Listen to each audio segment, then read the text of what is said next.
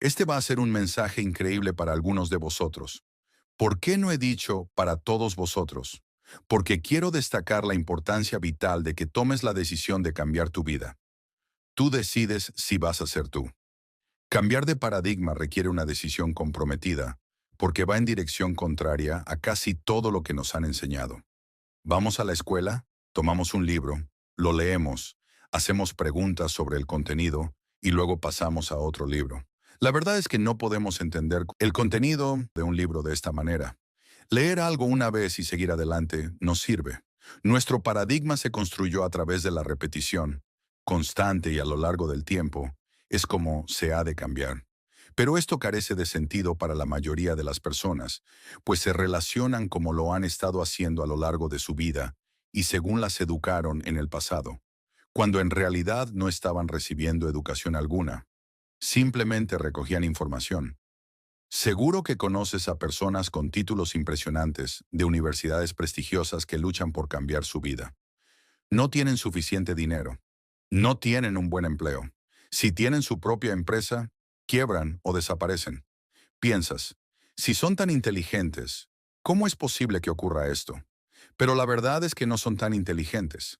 Han reunido mucha información, pero no la utilizan.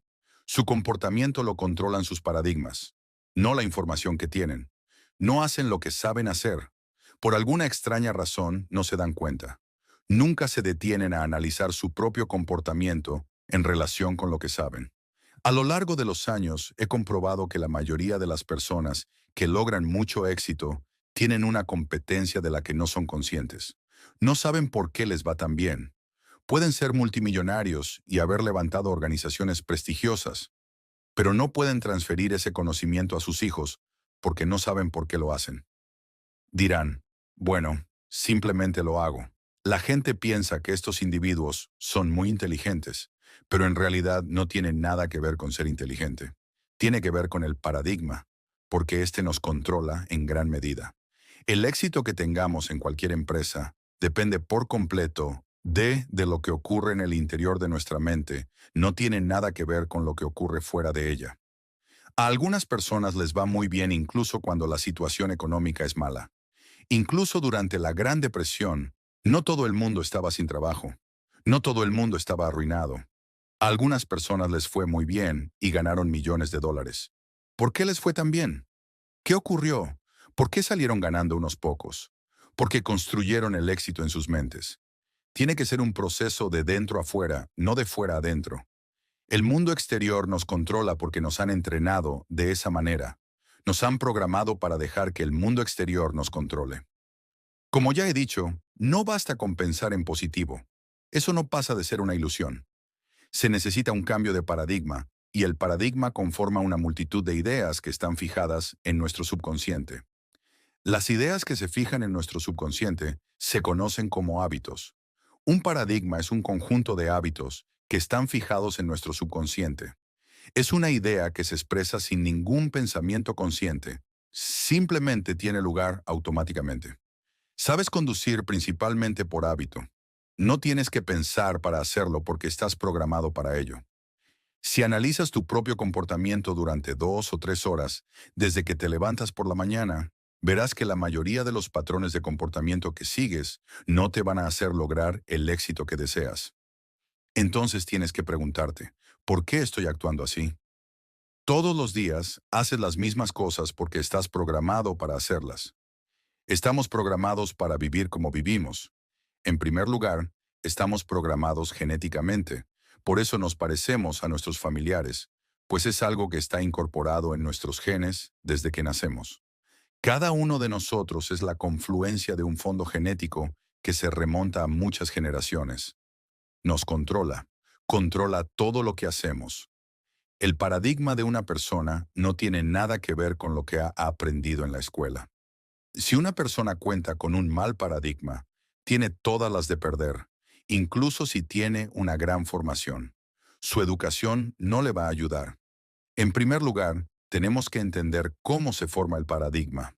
Luego, cómo se cambia, y eso es algo que la mayoría de la gente no entiende. No se enseña en la escuela. Hay muy pocos seminarios que lo enseñen. Cuando me encontré con esta idea, me sorprendió porque Aunque trabajaba en este campo, no entendía realmente este principio. En 1961, ganaba $4,000 al año, debía $6,000 y no veía cómo salir del atolladero. 5 años más tarde, ganaba más de $1,000,000 al año y era dueño de una empresa con sucursales en Toronto, Montreal, Boston, Cleveland, Atlanta y Londres. Estaba siendo muy irresponsable. Vivía en Londres. Me había mudado allí y había creado una empresa. Iba al Club Playboy y jugaba a la ruleta. No me importaba perder dinero porque sabía dónde encontrarlo y cómo conseguirlo. Un día me paré y me pregunté, ¿cómo ha ocurrido esto? ¿Por qué ha cambiado mi vida de forma tan drástica? No sabía qué responder. No sabía por qué. Me habían educado en la creencia de que si ganas mucho dinero, es que eres muy inteligente. Yo sabía que no era muy inteligente, pero ganaba mucho dinero. También me habían educado en la creencia de que si no vas a la escuela, nunca podrás conseguir un buen trabajo. Yo apenas había ido. Asistí al instituto solo 2 meses. Y no es que no tuviera un mal trabajo. Era dueño de toda una empresa. Fue entonces cuando empecé a poner a prueba casi todo lo que me habían hecho creer a través de mi educación y descubrí que la mayoría no era cierto. ¿Puede una persona ser mejor que otra? Nadie es mejor que nadie. Puede que sus resultados sean un poco mejores, que gane más, que sea más productivo, que corra más rápido, pero todos somos exactamente iguales. Si se nos prende fuego, todos quedamos reducidos a lo mismo. Somos masa, energía y vibraciones. El color, el tamaño o el género no significan nada. Todos somos lo mismo. Tenemos que darnos cuenta de que todos estamos sujetos a ley que no cambian. No las hicieron los hombres, así que no podemos cambiarlas. Nuestro éxito depende de nuestra comprensión y de nuestra capacidad para hacer que nuestras vidas estén en armonía con estas leyes. Un día tuve una experiencia catártica y todo en mi cabeza empezó a cambiar. No sabía por qué actuaba como lo hacía. No sabía por qué me iba tan bien. No tenía educación formal ni experiencia empresarial. Pensé, voy a averiguarlo. Voy a descubrir por qué he llegado a tener éxito.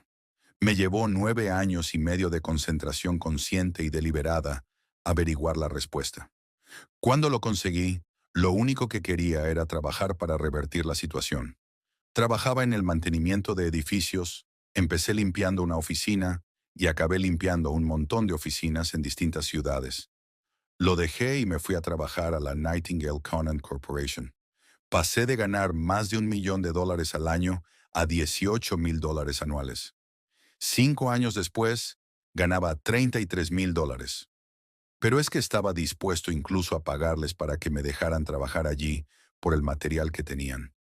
Pensé que Earl Nightingale y Lloyd Conant eran unos absolutos genios. Lo que hacían me dejaba alucinado. No conocía a nadie más que hiciera lo mismo que ellos. Quería aprender, y lo hice. Los estudié como un científico. Fue entonces cuando empecé a verlo todo más claro. Nací durante la Depresión, y cuando solo tenía 6 años, el mundo entero entró en guerra. Todo estaba racionado. Viví tiempos duros en los que no había más que malas noticias. A nadie le interesaba estimular la mente de un niño.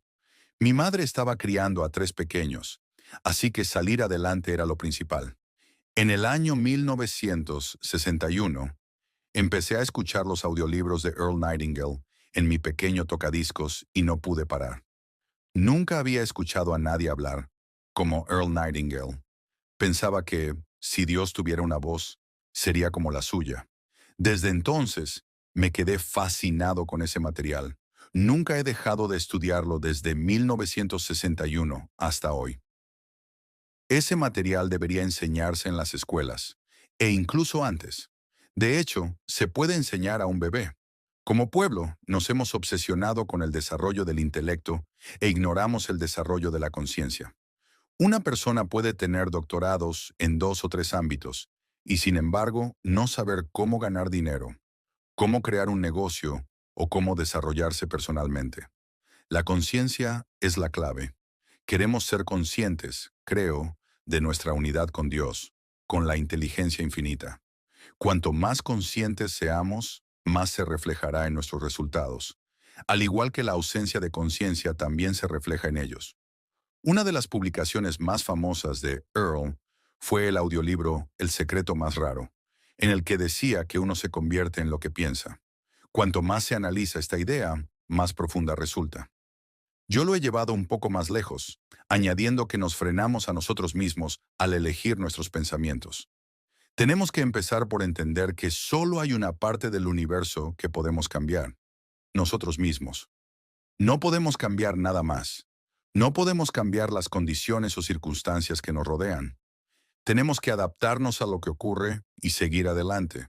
Pero también tenemos que entender que somos más grandes que las situaciones externas a las que nos enfrentamos. Realmente no le dedico mucho tiempo a esas cosas, porque pasan y vendrán otras. Siempre hay algo externo que nos controlará si dejamos que lo haga.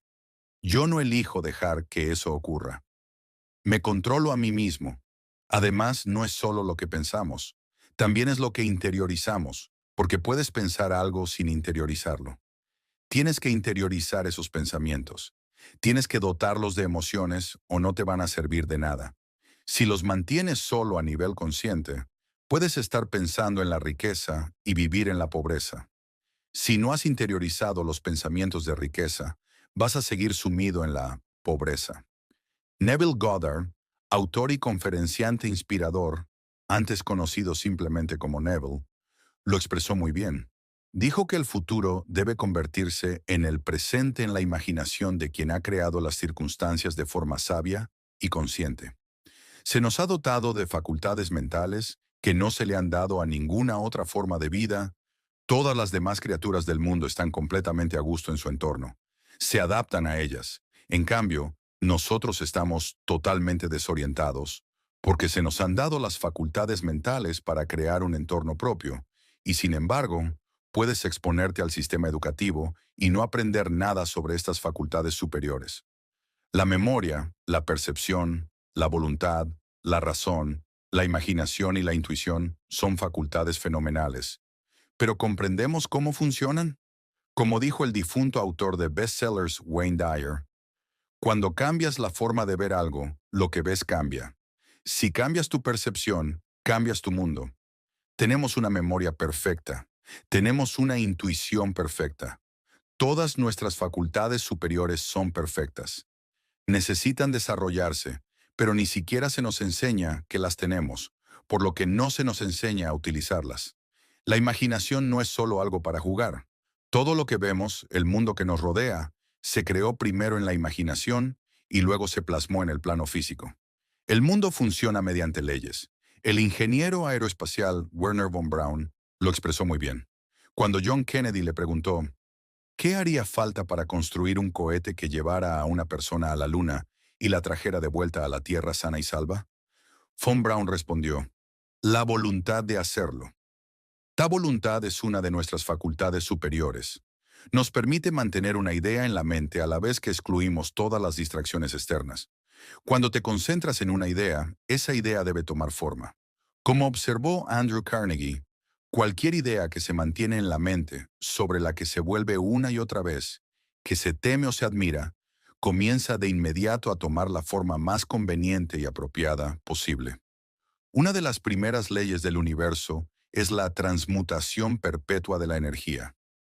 La energía se mueve siempre hacia la forma, a través de la forma y de vuelta a la forma. En un día claro, puedes mirar al cielo y ver cómo se crean las nubes. Hay energía que se está formando. Entonces la nube empieza a oscurecerse y a hacerse cada vez más densa. Y en un momento dado, cae agua. Si te quedas el tiempo suficiente, verás que el agua vuelve al lugar de donde salió. La energía vuelve a su fuente de origen. Eso ocurre con nosotros y con todo lo que utilizamos. Vivimos rodeados de leyes. La mayoría de la gente no las entiende, por lo que no vive en armonía la mayor parte del tiempo. Cuando entendemos las leyes y ponemos nuestra vida en armonía con ellas, las cosas empiezan a moverse en la dirección correcta. Ralph Waldo Emerson dijo que la ley de la causa y el efecto es la ley de las leyes. Todo se compensa. Si das mucho bien, vas a recibir mucho bien, porque te pones en armonía con ello. Cuando salió a la luz el secreto, hizo mucho bien, pero también confundió a mucha gente que cree en la ley de la atracción. Piensa en ello y lo atraerás. Pero la mayoría de la gente que habla de la ley de la atracción no la entiende realmente. Se trata de una ley secundaria. La ley primaria es la ley de la vibración. Decreta que todo se mueve, nada descansa. Vivimos en un océano de emociones y pensamos en una frecuencia. El pensamiento es energía. La frecuencia en la que piensas dicta lo que atraes hacia ti, porque controla la vibración en la que estás. No puedes atraer algo con lo que no estás en armonía. Si una persona es pobre, no tiene dinero, nunca ha tenido dinero y está pensando que va a ser rica, todo lo que va a hacer es permanecer en la pobreza. Esa persona está en la vibración de la pobreza. Cuando entiende eso, comienza el cambio. Está en un mundo diferente y juega a un juego distinto. Creemos que educar consiste en hacer que otros retengan información en la cabeza, pero no es así, en absoluto. María Montessori, la famosa educadora, dijo: enviamos a los niños a la escuela y pensamos que son tazas. Queremos que se llenen. La verdad es que las tazas ya están llenas. Todo el conocimiento, todo el poder que ha existido o existirá es omnipresente. Ya tienes todo el conocimiento y el poder que necesitarás. Recuerda que la energía no se obtiene, sino que se libera y la pones al servicio del deseo. Cuando tienes un deseo, ya cuentas con la energía para cumplirlo. Nuestro ADN espiritual es perfecto. Hay perfección dentro de cada uno de nosotros y esa perfección busca expresarse dentro de nosotros, a través de nosotros. El espíritu siempre busca la expansión, la expresión. Siempre muestra la esencia de lo que somos como espíritu puro y no adulterado. Siempre quiere expresarse de una manera cada vez mayor. Por eso queremos cosas. En realidad, no queremos conseguir, sino crecer. Quiero correr más rápido. Quiero saltar más alto. El espíritu quiere expresarse a través de nosotros. Somos seres espirituales. Oirás a la gente decir que está teniendo una experiencia espiritual. En realidad no es así. Son espíritus que tienen una experiencia física. La perfección que llevamos dentro busca expresarse todo el tiempo. Por eso, si corremos, queremos correr más rápido. Si saltamos, queremos saltar más alto. Si vendemos, queremos vender más. No importa lo que hagamos, tenemos el deseo de hacer más. Por lo tanto, debemos entender por qué. Cuando era pequeño, mi abuela me decía: debes estar satisfecho con lo que tienes. Mi abuela era un cielo y no quisiera decir que estuviera equivocada, porque ¿cómo podría equivocarse mi abuela? Pero lo estaba. En realidad nunca debemos conformarnos con lo que tenemos. La insatisfacción forma parte del estado creativo y al querer más vas a hacer más. No es solo cuestión de conseguirlo. Si crees que tener más te hace mejor, te estás engañando. Te va a decepcionar profundamente. Hay que hacer más, aportar más de uno mismo. En eso hay que centrarse. Cada día hay que hacerlo un poco mejor que el día anterior. La idea de jubilarse parece indicar que el objetivo de la vida es conseguir lo suficiente para vivir y no tener que trabajar. Pero no estamos hechos para el trabajo. Es el trabajo el que está hecho para nosotros. Obtenemos satisfacción de nuestro trabajo. Trabajas para obtener satisfacción. Ganas dinero prestando un servicio. Prestas un servicio para ganar dinero. Pero tenemos que aclarar algo. En realidad, lo hemos entendido mal porque la gente con poder también lo entendía mal y, al ser ellos un modelo, nos preguntamos cómo es posible que esta gente pueda estar equivocada. Hasta ahora he hablado de individuos, pero apliquemos esta idea a un marco más amplio, digamos, a una empresa. Estos principios son muy importantes, pero no creo que los entiendan bien las personas que ocupan puestos clave. Gastamos mucho dinero en sistemas, en edificios, en cosas, pero no gastamos tanto en las personas. Comemos un hotel como ejemplo. Si sacas a las personas del hotel, ya no tienes un hotel, sino un edificio lleno de cosas. El hotel lo conforman las personas. Por lo que, si queremos construir un negocio, tenemos que tomar en cuenta a las personas. Todo el mundo tiene potencial, solo tenemos que aprender a desarrollarlo. Si quieres que una persona trabaje mejor, debes averiguar qué quiere, porque solo así, trabajando para conseguir algo que realmente quiere, lo hará mejor. Tienes que querer algo para aportar más de ti mismo. Les decimos a los empleados: Has cometido un error. Deja que te enseñe a hacerlo bien. Pero vuelven a hacer la tarea de la misma manera porque están programados para hacerla así. Ese es su paradigma, por lo que tan solo decirles algo no va a revertir la situación. Puede que cambien temporalmente, pero luego de vuelta al paradigma. El paradigma es como un termostato. Controla la temperatura del rendimiento de la persona. Si quieres cambiar la temperatura de su rendimiento, tienes que cambiar el paradigma. Hay que modificar el termostato y para ello hay que entender cómo funciona. Hay que empezar a educar a las personas para que empiecen a comprender quiénes son, qué son y qué las mueve. He enseñado estos principios en empresas. Los resultados han sido apoteósicos. En los años 70, lo hice en Prudential of America y Metropolitan, dos de las mayores compañías de seguros. Conseguí aumentar las ventas en cientos de millones de dólares enseñando a la gente un par de hábitos nuevos. Hice que la gente se comprometiera a sentarse frente a un posible cliente a las 9 de la mañana y convencerlo para que comprara un seguro por valor de $100,000. Les dije, ni siquiera tienes que venderlo, solo pídeles que lo compren. Las dos únicas cosas que tienes que hacer de forma diferente son sentarte frente a alguien antes de las 9 de la mañana y pedirle que compre un seguro de $100,000. Acabaron vendiendo más pólizas de $100,000 en una semana que en un año entero. He estado yendo durante una temporada a una cárcel y he visto que allí ocurre lo mismo. Cuando le muestras a una persona por qué obtiene los resultados que obtiene y lo que tiene que hacer para mejorarlos, hay muchas posibilidades de que lo haga. Si solo intentas que cambien, no lo harán.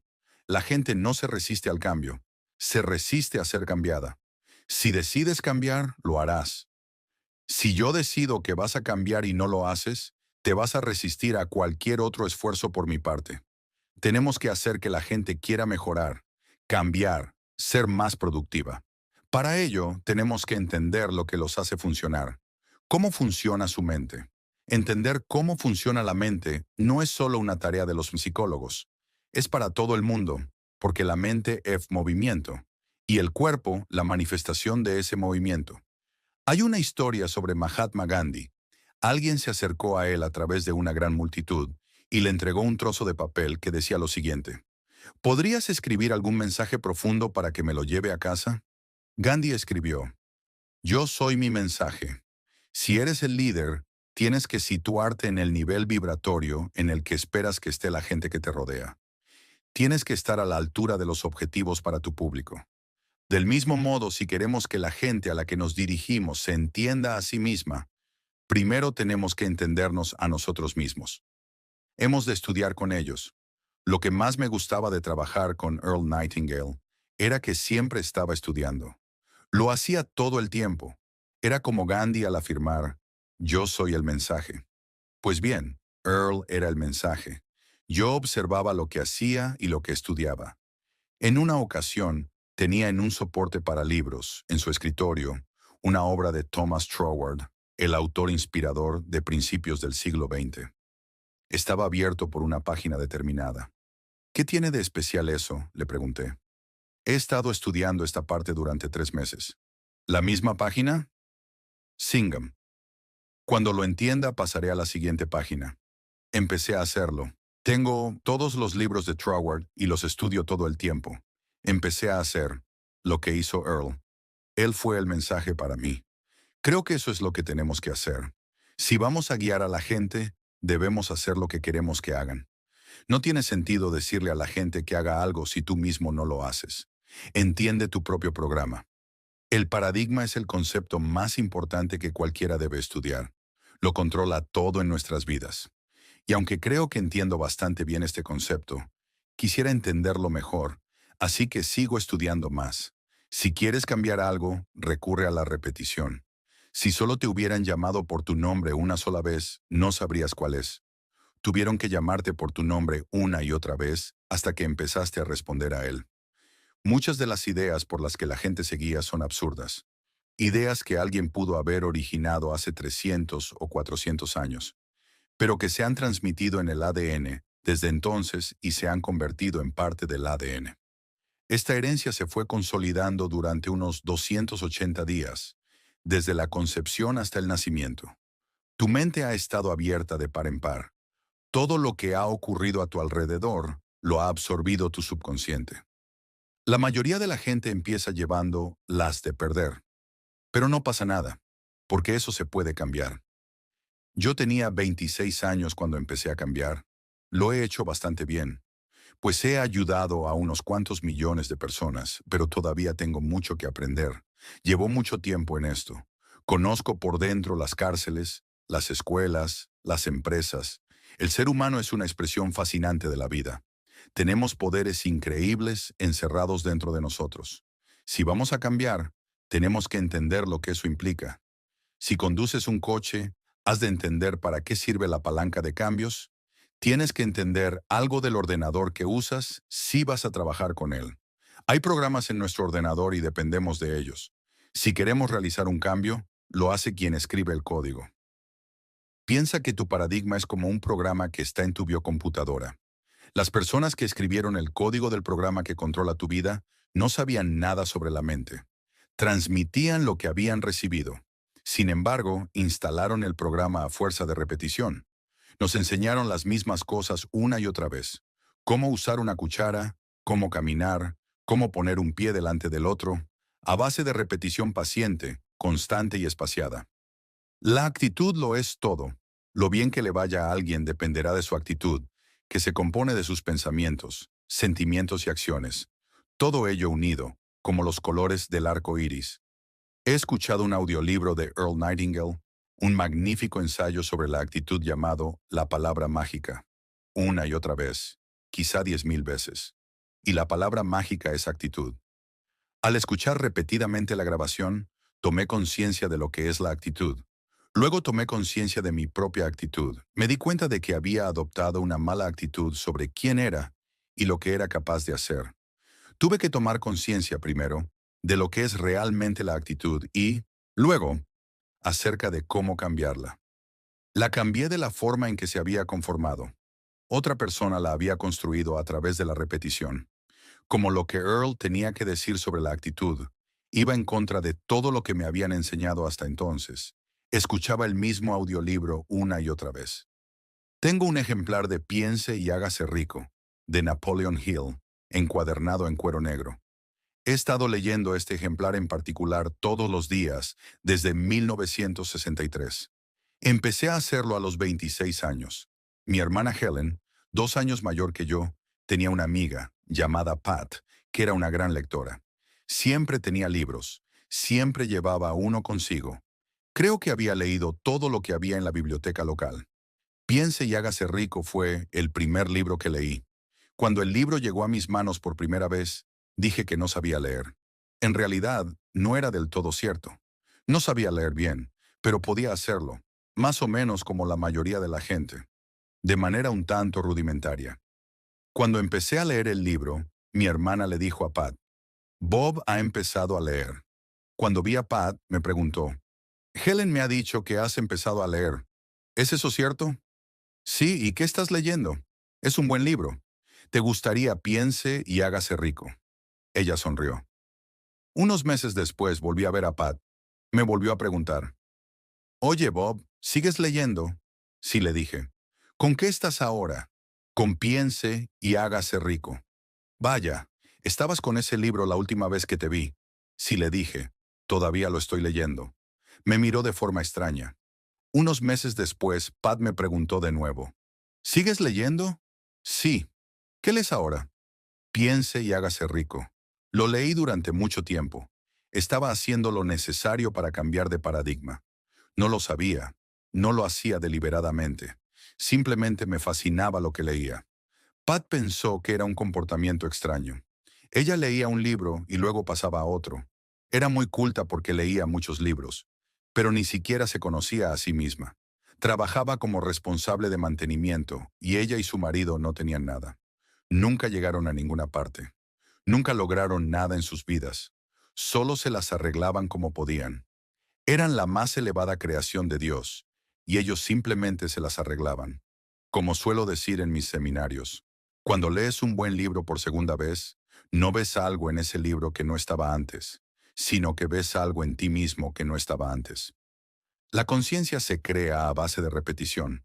Te daré otro ejemplo de la necesidad de la repetición. Cuando era niño tenía un amigo llamado Jack Gregory. Cuando estábamos en su casa, le decía, ¿vamos? La madre de Jack me corregía. Bob, no se dice vamos, sino vamos. Yo pensaba que era ella la que no lo pronunciaba correctamente. Seguí diciendo vamos y ella seguía corrigiéndome.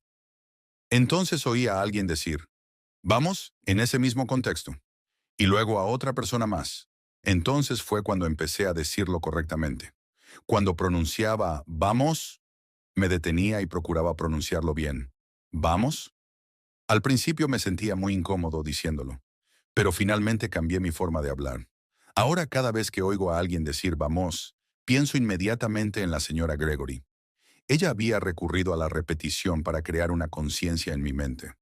No creo que lo supiera de forma consciente, seguro que no, pero eso es precisamente lo que hacía. Eso es lo que tenemos que hacer.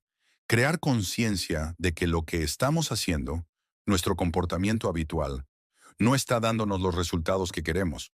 Debemos tomar conciencia de cómo cambiar nuestro comportamiento y tenemos que cambiarlo de la misma manera que lo hemos construido, a través de la repetición. Lee del mismo libro, escucha la misma grabación.